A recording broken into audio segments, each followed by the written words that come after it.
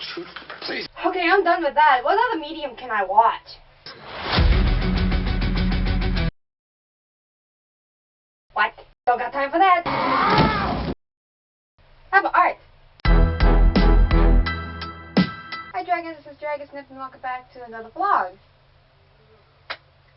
Oh wait, this is no vlog. So, anyway, today I decided to kind of still draw something, but I'm like, what should I draw? What should I go ahead and draw? I mean, there's like tons of things I could draw. I could draw dragons, I can do another speed paint video, which I've done those many times on my channel and I'm getting bored of them. So I'm like, what should I draw? What's something that nobody really done that, well, I think maybe someone have done this, but not really expand upon it. So what can I do? So I thought about, why not draw characters that people don't really talk about these days anymore? Characters that first appeared way back in the 20th century, back like in the 1930s. Heck, there's one character that first popped up in 1919 in a magazine. So instead of like drawing characters that we all know and love today, like maybe Spider-Man, Superman, Godzilla, why not go ahead and talk about characters that haven't been really like talked about a lot? Sure, they had the movies, sure they had the video games, but are they really well known? And I'm gonna start with the Lone Ranger. Let's get started. The Lone Ranger first came out in the radio show back in 1933 on the WXYZ broadcast station that was stationed out in Detroit. The radio show became a huge hit that the Lone Ranger have gone from the books, comic books, and yes, even television and movies starring Clayton Moore, who played the Lone Ranger from 1949 to 1957. There's a whole history about the TV show, but I'm not going to get into that topic today. He first appeared in a video game for the NES, which was his only game at the time. He didn't appear back in video game again until 2013 for Disney Infinity. Why was he in that game? Well, because Disney actually bought the right for the Lone Ranger for a short while to make a 2013 film starring Armie Hammer as the Lone Ranger and Johnny Depp as Tonto. Never seen the movie and probably won't. He also had a short run with Dynamite, just like any other pulp hero, of the early 2000s. But yeah, there's nothing really, well, no, not nothing. He actually did have a book series that went from 1936 to 1956. That is not including the 18+ series that he had that ran from 1946 to 2012. Yeah, the longest book series that the Lone Ranger had, from 1946 to 2012. That's the longest any character ever had. Now, the Lone Ranger for me, I never really watched any of his films. I have, but I wasn't really, okay, let me re-scratch that and reverse it. I have seen his movie. I did see a little bit of a TV series growing up, but I wasn't really into his shows. I wasn't really into him, like watching him when I was a kid or reading any of his books. I was way into another character that we will be mentioning in this video later on. So yeah, he wasn't I did grow up with him, but not as much as I have with the other two characters that we'll be seeing later in this video.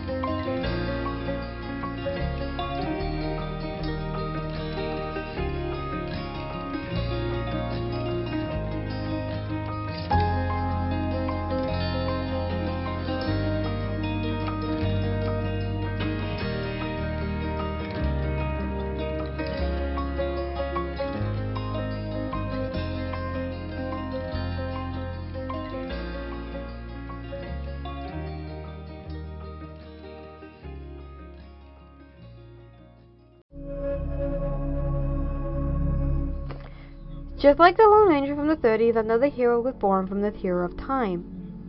By complete accident. You see, the Pulp hero was actually a mysterious narrator from the radio show called The Detective Story Hour back in the early 30s.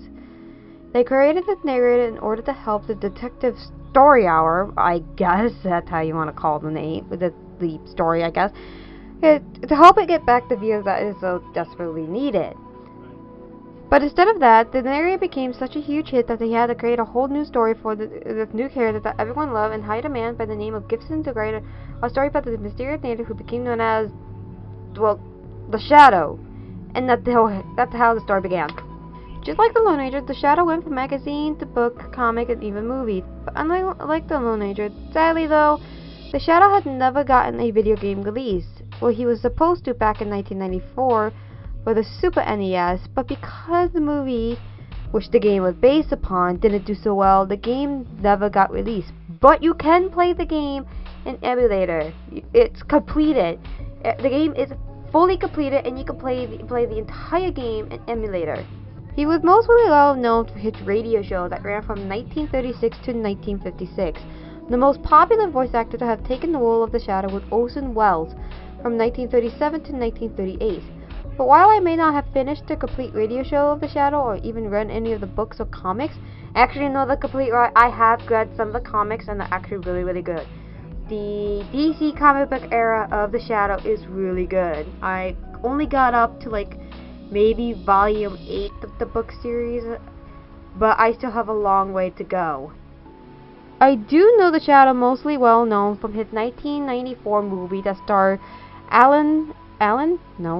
that starring Alec Baldwin as the Shadow and Penelope Ann Miller as Margot Lane.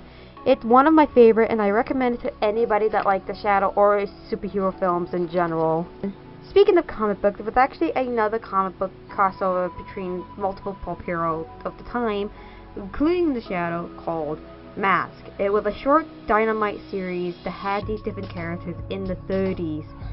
And it had the Shadow actually run in with another character that would be on this list.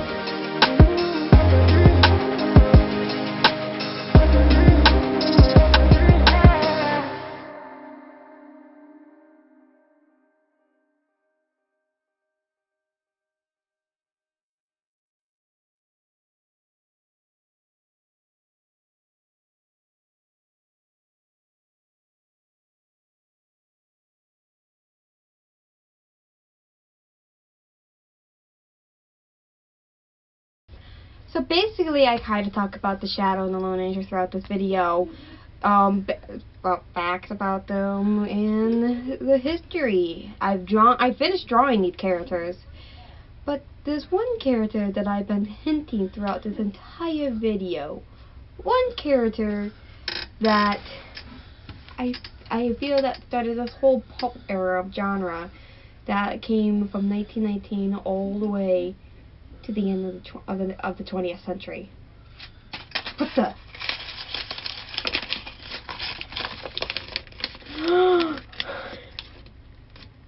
It's a Z. Out of the night, when the full moon is bright, comes the horseman known as Zorro. Wait, did I sing that right? Yep. Out of all the other characters, Zorro is the character that I know more out of. He first appeared in 1919 in the magazine called The Curse of Capistrano by Johnson Macaulay, and the rest is history. He had a movie the following year, in 1920, called The Mark of Zorro, starring Douglas Fairbanks as Zorro. I've never seen that movie, but it's like an old classic, silent film, of course. I should probably check it out. So after that, like a huge, that movie became like remade after remake. He had television series, more so than the Lone Ranger and the Shadow combined. He had his own animated series. He has several video games, more so than the Lone Ranger and the Shadow combined. I've played like 2 of them, and a new game coming out this year actually. So yeah, he even got his very first CGI film that came out in 2015. So yeah, Zorro is very popular. I first saw Zorro in The Mask of Zorro, starring Antonio Banderas, which was one of my favorites. I recommend it. The Legend of Zorro, it's okay. You can watch it. I watched the Disney Zorro that first appeared in 1956, starring Guy Williams as Zorro. And there's also another TV series that I highly recommend that came out in 1990, starring Darken Raha. I hope I'm not saying that wrong. Both of them are really good. He had his own anime series, which is this really good anime. You can find it on YouTube. So yeah, that's basically a lot about Zorro, more so than like the other 2 characters. He did have his own radio show, but I can't find any of it. There's like a few out there. I know there's probably some radio shows out there, but I don't know anything about them. He did have his own magazine series. He had a comic book series, just like the Lone Ranger and the Shadow. He had his like series written by Dynamite, from like the original series to Zorro Ride Again to Lady Zorro. Yeah, they're the Lady Zorro. So yeah, despite the other 2 popularities, Zorro has more time on the screen than the other 2. But do I recommend Zorro over the other 2? No. Go ahead and watch The Lone Ranger and the Shadow. Watch Zorro. They're great, and I can't wait to see more of these characters in the future. Especially Zorro. I cannot wait for that new game coming out this year.